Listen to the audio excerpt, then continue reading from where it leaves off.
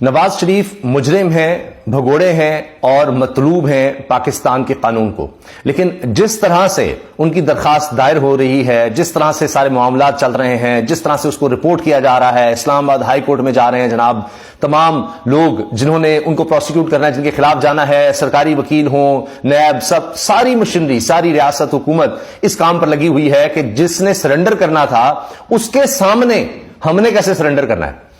اب آپ دیکھیں کہ یہ سارا نظام جس طرح لوگوں کے سامنے ننگا ہوا ہے، جس طرح لوگوں کو آج یہ سب پتا چل رہا ہے کہ ملک کس طرح چلتا ہے، کس طرح چلایا جاتا ہے، طاقت کس کے پاس ہے، کیا ہو رہا ہے، یہ آج سے پہلے کبھی نہیں تھا۔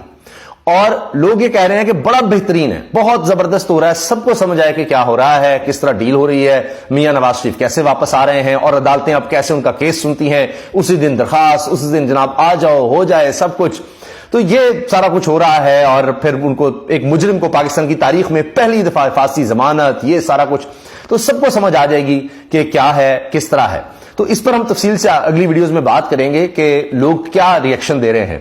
کس طرح سے لوگ اویئر ہو گئے ہیں، اس پر بات کیسے کر رہے ہیں کہ یہ اب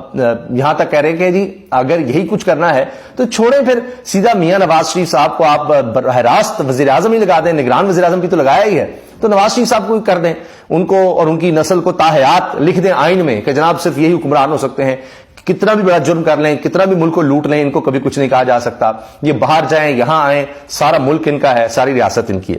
اب باتیں تو اس طرح ہوں گی۔ اچھا، لیکن ایک اور معاملہ بھی ہے جس کی وجہ سے خوف بھی ہے۔ میاں نواز شریف صاحب کے آگے سارے ادارے چاہے لیٹے ہوں، مگر ایک خوف ساتھ ساتھ اس کے پیرالل چل رہا ہے کہ پتہ نہیں کسی وقت کیا ہو جائے، کیونکہ یہ جو میں عرض کر رہا ہوں آپ سے، یہ آپ دیکھیں کہ لوگوں کی رائے کیا ہے اس میں۔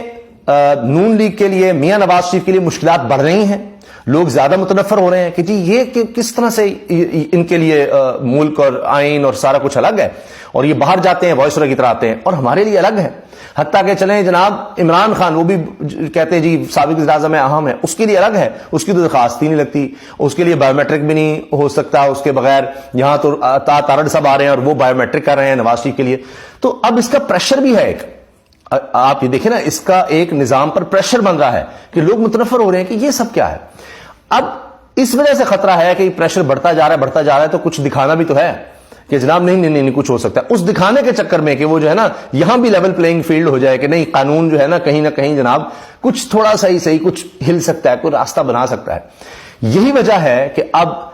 پہلے آصف علی زرداری صاحب جاتے ہیں مولانا فضل الرحمان کے پاس، پھر مولانا صاحب کو یاد آ جاتا ہے کہ اوہ سب کو مل بیٹھنا چاہیے، بھئی سارے تو مل بیٹھ کر کھا چکے ہیں آپ، اب جی گنجائش پیدا کرنی چاہیے سیاستدانوں کو ایک دوسرے کے لیے، ورنہ بڑا نقصان جو ہے، جمہوریت کے لیے خطرات ہیں۔ یہ اچانک فضل الرحمان صاحب کو کیوں یاد آ گیا ہے، اچانک زرداری صاحب کو کیوں یہ سارا کچھ ہو گیا ہے؟ ایک تو ان کو یہ لگ رہا ہے کہ اب سارا رخ تو ہو گیا ہے نواز شریف کی طرف، سارا کچھ تو ان کے لیے ہو رہا ہے، ہمیں کیا مل رہا ہے؟ وہ جو یہ کہا تھا نا، عرفان صدیقی صاحب نون لیگ کے سینیٹر ہیں، انہوں نے کہا نا یہ بریانی کی دیگ سب نے کھائی ہے، تو اب ان کو لگ رہا ہے کہ وہ ہمارا حصہ کم ہوتا چلا جا رہا ہے بریانی کی دیگ میں سے،